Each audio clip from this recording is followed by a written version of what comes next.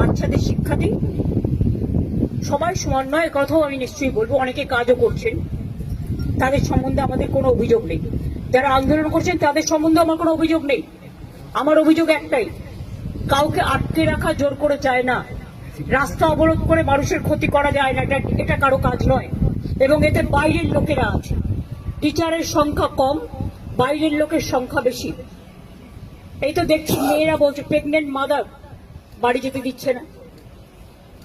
অফিসে কাজ করছে তাকে 14 ঘন্টা, 18 ঘন্টা, 20 ঘন্টা আটকে রেখে দেওয়া হয়েছে।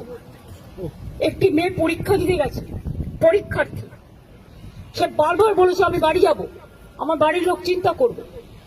তাকে নামতে দেওয়া হয়নি, বেরোতে দেওয়া হয়নি, এবং সে ভয়ে লাফ দিয়েছে। তার পায়ে চোট আছে, সে হসপিটালে ভর্তি হয়েছে।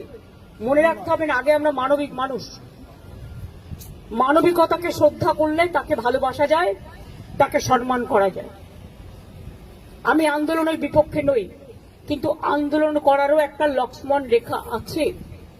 আমার যেমন অধিকার নেই কাউকে বাধা দেবার, অন্যেরও অধিকার নেই আমাকে বাধা দেওয়া।